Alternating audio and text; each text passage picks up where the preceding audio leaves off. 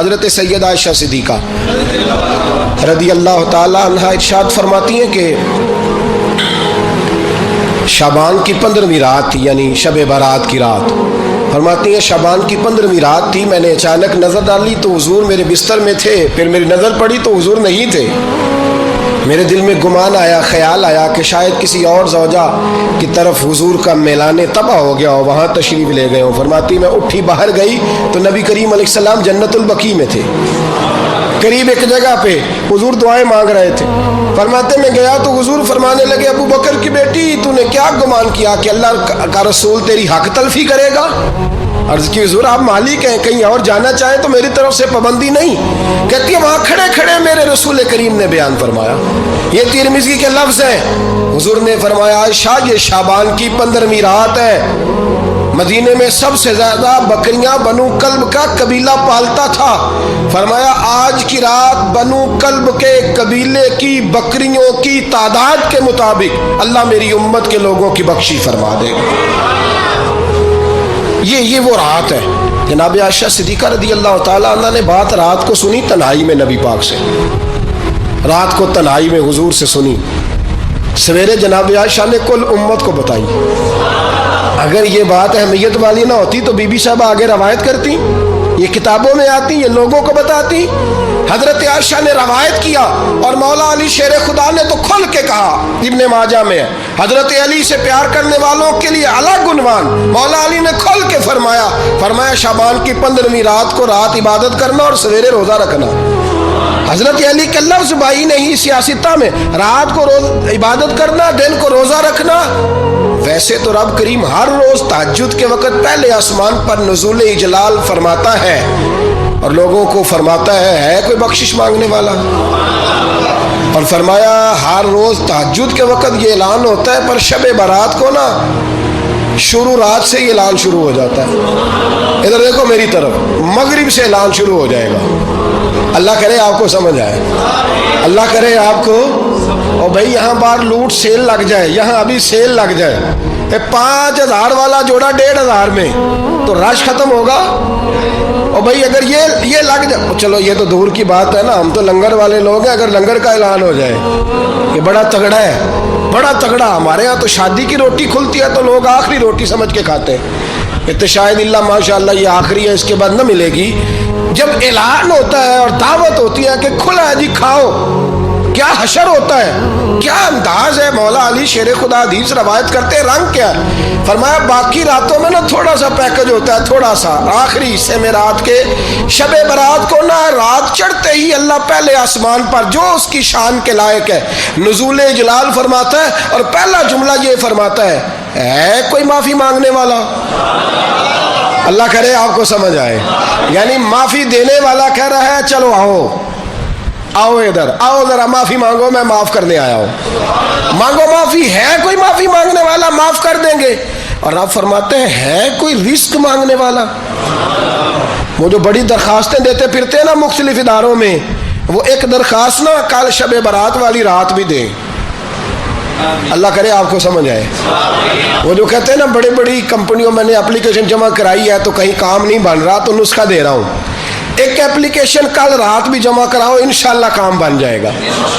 اور میں نہیں کہہ رہا، مولا علی شیر خدا فرما رہے ہیں، اور وہ خود نہیں فرما رہے، وہ نبی پاک کا فرمان نقل کر رہے ہیں، اور وہ رسول اللہ صلی اللہ علیہ وسلم کی بات نہیں بیان کر رہے، وہ کہتے ہیں رب فرماتا ہے کوئی روزی مانگنے والا؟ سارے سیٹھوں، نوابوں، جاگیرداروں کے پاس جا جا کے تھک گئے ہو، ایک دن میرے کہنے پر، ایک رات، ایک دیہڑی ذرا شب برات والی لگا کے تو دیکھو، پر شرط یہ ہے کہ یقین کامل ہو، ارادہ یہ، مطلب اللہ معاف کرے آپ نے ناراض نہیں ہونا، لیکن وہ ماحول اس طرح کا ہے کہ شب برات پہ ایک دو ساتھی کو کہا رات کو عبادت کر کہتے جی وہ تو ٹھیک ہے پر سویرے چھٹی نہیں، کام کرنا ہے۔ یعنی رب کہہ رہا ہے کہ تو آ جا شب برات کی رات، جو مانگے گا وہ تجھے، لیکن یہ ادھر نہیں توجہ کر رہا، یہ کہتا ہے سویرے 10 بجے دکان نہ کھلی تو مشکل ہو جائے گی، دفتر نہ گیا تو حالات آپ دیکھیں ذرا۔ اب جب یقین اس طرح کا ہو تو پھر تو میں ساری زندگی اداروں میں درخواستیں دینی ہیں، پھر آپ جیسا آپ کا مزاج ہوگا، اللہ تعالیٰ تو بندے کے گمان کے قریب ہے. تو میرے رسول پاک علیہ السلام نے ہمیں یہ میسج دیا، پیغام دیا، فرمائے اس رات جو اولاد مانگے گا رب اسے بھی عطا فرمائے گا. اس رات جو اللہ سے بخشش مانگے گا اللہ اسے بھی دے گا. اس رات جو رب کریم سے عزت مانگے گا اللہ اسے بھی عطا کرے گا. شارحین نے لکھا اس رات جو رب سے پردہ پوشی مانگے گا اللہ اسے پردہ پوشی بھی عطا کرے گا. جو جنت کا سوالی ہوگا رب اپنے فضل سے عطا فرمائے گا. کوشش فرمائے، کوشش فرمائے. 10 محرم کو ہمارے ہاں لوگ جاتے ہیں قبرستان، وہ کسی حدیث سے ثابت نہیں، میں منع نہیں کر رہا، جائیں 9 محرم کو جائیں، 10 کو جائیں، 11 کو جائیں، 8 کو جائیں، سفر میں جائیں، ربیع الاول میں جائیں، قبرستان میں جب بھی جائیں منع نہیں ہے. لیکن شب برات والی رات تو خود رسول کریم گئے ہیں نا قبرستان. اب جو بات میں نے سمجھانی ہے اس کو سمجھیں. نبی پاک کی والدہ کا مزار نہیں ہے وہاں جنت البقیع میں. حضور کے کو بھائی بہن حضور کیا کرنے گئے؟ امت کی بخشش کے لیے گئے. شب برات کی رات لالچی نہ بنے کہ صرف میں نے اپنے لیے روزی مانگنی ہے، کل امت کے لیے مانگے رب کریم سے. مانگے اپنے بھائی کے لیے، مانگے اپنی بہن کے لیے، مانگے اپنے بیٹے کے لیے، مانگے اپنی بیٹی کے لیے، مانگے اللہ کریم سے. یہ مانگنے کی رات ہے. پچھلی راتی رحمت رب دی کرے بلند آوازہ، بخشش منگن وارے کارن کھلا جے دروازہ. آئیں اللہ کی بارگاہ میں اس رات کو کھل کے دعا مانگیں. قبرستانوں میں نا کچھ قبریں ایسی ہیں کہ جو بتاتی ہیں کہ سالوں بیت گئے ہیں کوئی آیا نہیں. کچھ قبریں بتاتی ہیں. کچھ بڑے قبرستان بڑے شہروں میں ایسے بھی ہیں کہ جن کا گورکن کہتا ہے کہ مجھے کمیٹی نے کہہ دیا ہے جہاں 4-5 سال کوئی نہ آئے وہاں نئی قبر بنا دیا کرو. وہاں نئی قبر بن جاتی ہے معاذ اللہ. او بھائی کچھ ہیں ایسے، کچھ ہیں. یہ جائیں نا اکبر بادشاہ یہاں لیٹا ہے لاہور میں تو شعر لکھا ہوا ہے، بر مزارے ماں غریباں نے گلے پروانہ سوزز نے صدائے بلبلے. فارسی کا مقولہ لکھا ہے اس کی قبر پہ، کہتا ہے میں وہ غریب ہوں. اعلیٰ بادشاہ ہے مقبرے میں لیٹا ہے، کہتا ہے میں وہ غریب ہوں کہ نہ یہاں کوئی پروانہ آتا ہے نہ بلبل آ کے گیت گاتی ہے. کوئی آتا ہی نہیں، کوئی فاتحہ نہیں پڑھتا، کوئی فاتحہ نہیں پڑھتا. وہ بھائی کئی قبریں ایسی ہیں جن پہ سالوں بیت گئے کوئی لوٹا نہیں. اور مشکات میں حدیث ہے میرے نبی کریم علیہ السلام نے فرمایا جو قبر میں ہوتا ہے وہ تو اس آدمی کی طرح ہے جو دریا میں ڈوب رہا ہے اور وہ انتظار کر رہا ہے کہ میرا بیٹا میرے لیے دعا مانگے، میری بیٹی دعا مانگے. پر بیٹے کو تو 27 سال ہو گئے، ملک سے باہر ہے. کاغذ بنے گے تو ابے کی قبر پہ آئے گا نا، اس کے تو کاغذات ہی نہیں مکمل ہو رہے. وہ بیٹے کو تو مشکل ہے بڑی، وہ تو کاغذات نہیں بن رہے. وہ تو دولت کا مطالبہ پورا ہوگا تو جبھی وہ کام ہوگا نا. انتظار ہو رہا ہے قبروں میں میرا بیٹا دعا کرے، میرا بھائی دعا کرے. اور اگر بچہ دفن ہے تو وہ کہتا ہے میری ماں دعا کرے، میرا باپ دعا کرے. کوشش کریں شب برات بعد از مغرب یہ رواج پیدا کریں. یہ رسول اللہ کا طریقہ ہے صلی اللہ علیہ وسلم. قبرستان میں جائیں اور جا کر کے وہاں اللہ تبارک و تعالیٰ سے دعا مانگیں کہ یا اللہ جو اس قبرستان میں لیٹے ہیں وہ بھی، اور جو آج تک کلمہ پڑھنے والے دنیا سے گئے وہ بھی، اور جو قیامت تک جائیں گے وہ بھی. اے اللہ تو سب کی بخشش فرما دے. اللہ کی رحمت کو محدود نہ کرے کہ صرف مجھے بخش دے، اسے کہیں یا اللہ کل کی بخشش فرما.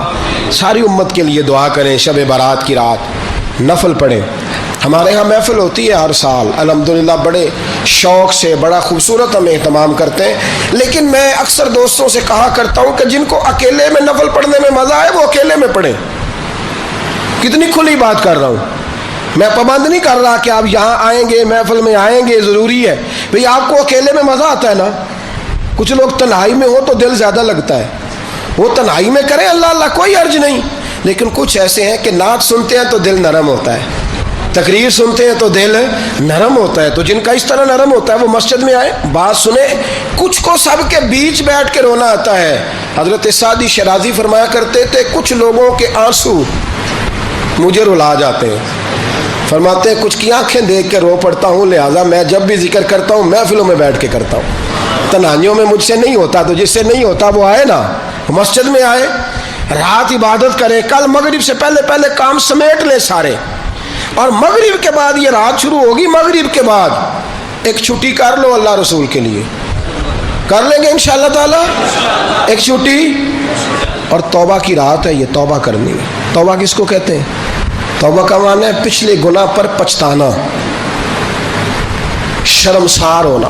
کہتے نہیں اے کاش میں نہ کرتا, اور وہ لفظوں میں نہیں, جملوں میں نہیں, توبہ رٹی رٹائی نہیں, شرمسار ہونا اور آئندہ گناہ نہ کرنے کا پکا ارادہ کرنا, اس کا نام توبہ ہے. دیکھیں اللہ تعالیٰ فضل کرے, میں نے پچھلے سال کہا تھا پھر کہتا ہوں, مسجدوں سے نا شب برات کی رات, شب قدر کی رات چیخوں کی آوازیں آتی ہیں, لوگ اتنا روتے ہیں نا, رونا چاہیے, کم روتے ہیں زیادہ رونا چاہیے. لیکن سوال یہ ہے کہ اتنا زیادہ لوگ شب برات کی رات روتے ہیں, کیا پھر سویرے بددیانتی ختم ہو جاتی ہے؟ جو رات مسجد میں کھل کے رو کے آیا ہے اس کا پروگرام ہے نا کہ اب ملاوٹ کبھی نہیں کرے گا, اب گاہکوں سے جھوٹ کبھی نہیں بولے گا, اب وہ بددیانتی کا معاملہ کبھی نہیں کرے گا. لیکن رات روتا بھی رہے اور سویرے پروگرام یہ ہو کہ میں نے پھر لوگوں کو فریب دینا ہے, داؤ لگانا ہے, تو اس نے توبہ کیا رات کے, یہاں بس یہ ایکٹنگ کر کے لوٹ آیا ہے. یعنی بڑی سجا بنا کر کے سوار کر کے رات توبہ کی. کیا مطلب ہے توبہ کا؟ کہ توبہ آپ نے کی. حضرت حسن بصری سے کسی نے کہا توبہ کیا ہے؟ فرمانے لگے توبہ یہ ہے کہ جس گلی سے رب نے تجھے منع کیا ہے دوبارہ پھر تو اس گلی میں نظر نہ آئے, تو نظر ہی نہ آئے, اور جس جگہ جانے کا رب نے تجھے حکم دیا ہے پھر تو دوبارہ وہاں سے غیر حاضر نہ ہو. اگر یہ پروگرام ہی نہیں, ارادہ ہی نہیں. بچے ایک دو مجھے کہنے لگے کل حضرت صاحب توبہ کے موضوع پر ہم نے گفتگو کرنی ہے, تو کوئی باب بتائے کہاں پہ ہے. کچھ بچے شاگرد ہیں, کچھ مسجدوں میں جمعہ پڑھاتے ہیں. ایک نے مجھ سے کہا, تو میں نے کہا بیٹے پہلے مسجد میں جاؤ, 2 نفل پڑھو, توبہ کرو, توبہ کا ارادہ بناؤ. یہ رسم نہیں ہے. وہ نعت خواں بھی تو توبہ کر لینا جو شب برات کے دن لوگوں کو توبہ کرانے آیا ہے اور 25,000 کا سودا کر کے آیا ہے. تو آج اس کام سے تو توبہ کرنا, یہ نوٹ پھکوانے سے تو توبہ کرنا, یہ رسم ہے. ساری رات توبہ توبہ توبہ توبہ, یہ کیا معنی ہے اس کا؟ کیا مطلب کریں؟ امام غزالی فرماتے ہیں کہ ایک آدمی بادشاہ کا گارڈ تھا, سپاہی تھا, اس کا پہرے دار تھا, نگرانی کرتا تھا, بڑی وفاداری سے نوکری کرتا رہا. بادشاہ نے اسے تنخواہ کے علاوہ بھی بڑا نوازا, بڑا نوازا, بڑا نوازا. اسے بادشاہ نے بڑے الاؤنسز دیے, بادشاہ نے بڑا کچھ دیا, مکان دیا. کچھ سالوں کے بعد بادشاہ کو پتا چلا کہ یہ میرے لیے نہیں آتا تھا, اس کی تو میری کنیز پر نظر تھی, اس نے تو رات کی ڈیوٹی اس لیے لگوائی تھی کہ کنیز پر نظر تھی. تو امام فرماتے ہیں کہ بتاؤ پھر وہ بادشاہ اس کے ساتھ کیا سلوک کرے گا, وہ کیا سلوک کرے گا؟ تو لوگ کہنے لگے حضور لگتا یہ ہے کہ وہ نا 4-5 حصوں میں کاٹ کے تو کتوں کے آگے پھینکے گا. آپ فرمانے لگے میرا رب تو بڑا ہی کریم ہے, وہ تو ایسے نہیں کرتا. لیکن بتلاؤ اگر اسے پتا چلے کہ یہ رسم کے لیے آیا ہے, اس کی تو نظر ہی مال پہ ہے, یہ تو سویرے بدلے گا نہیں, یہ تو دھوکہ دے رہا ہے, یہ تو توبہ کرنے آیا ہی نہیں, اس نے تو ڈھونگ رچایا ہے, اسے تو پہلے سے خبر ہے, تو پھر تم کیا امید رکھتے ہو, پھر کیا رویہ رکھتے ہو؟ شب برات کی رات دھاڑے مار مار کے رونا اور صبح اسی طرح دھوکہ دینا, اسی طرح فریب کرنا, اسی طرح جھوٹ بولنا, اسی طرح بددیانتی کرنا, اسی طرح لوگوں کو لوٹنا. تو یہ رسم نہیں ہے توبہ. توبہ تو بدل جانے کا نام ہے, توبہ تو پھر سنور جانے کا نام ہے. توبہ تو اس طرح ہے جس طرح حضرت ابراہیم ابن ادھم نے کی تھی. وقت کے بادشاہ تھے بادشاہ, جب توبہ کی تو پھر ہر چیز چھوڑ دی, پھر مال لوگوں میں بانٹ دیا اور پھر ٹاٹ کا لباس پہن کر زندگی گزاری.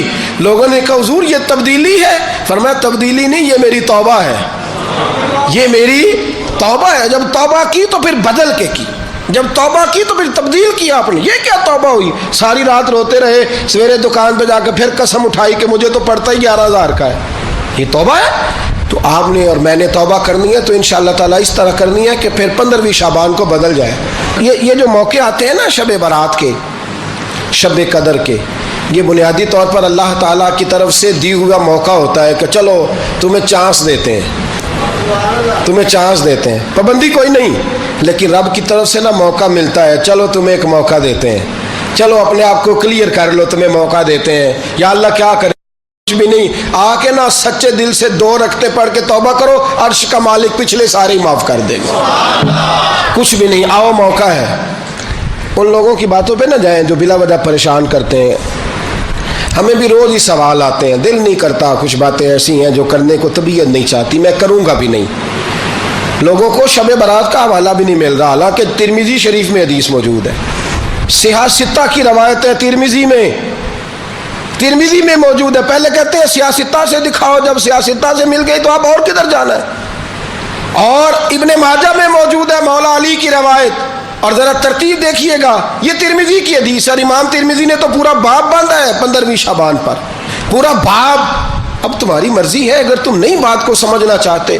اور مجھے پتا کیوں یہ شب برات کیا لگتا ہے، مجھے کبھی کبھی یوں لگتا ہے کہ رب فرماتا ہے کہ رمضان سے 15 دن پہلے ہی پکی سچی توبہ کر لے، تیاری کر، پاک صاف ہو جا، تاکہ جب رمضان آئے نا تو پھر تجھے پاک ہونے کی ضرورت نہ پڑے، بس پھر تو آتا جائے اور میں تیرے اوپر رحمتیں نچھاور کرتا جاؤں۔ بس تو پہلے ہی تیاری کر، 15 دن پہلے ہی، 14 دن پہلے تیار ہو جا۔ کل رات اپنے آپ کو ذہنی طور پر تیار کریں، بچوں کو تیار کریں، گھروں کو تیار کریں۔ اب جب مہمان آتے ہیں نا بڑا کچھ کرتے ہیں، شب برات آئے تو مصلی ایک دفعہ دھویا کریں، ایک دفعہ مصلی دھویا کریں۔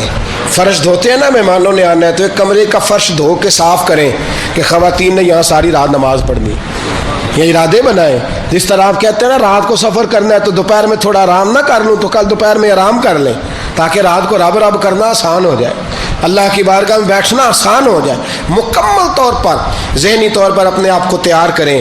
یہاں بھی محفل ہوگی انشاءاللہ، عشاء کے متصل بعد شروع ہو جائے گی، 12 بجے تک محفل چلے گی، پھر 12 بجے کے بعد نماز تسبیح پڑھی جائے گی، پھر 1 بجے پھر دوبارہ آپ کو اجازت دی جائے گی، کوئی انفرادی طور پر گھنٹہ سوا اپنی الگ سے کوئی عبادت کرنا چاہے تو وہ تب بھی ممکن ہو، جیسے آپ کو موقع بنے۔ میں کہہ چکا ہوں، لیکن وقت ضائع نہ کرنا، گولڈن چانس ہے، اس کو مس نہ کرنا، یہ شب نجات ہے، اس کے ضرور قریب جانا۔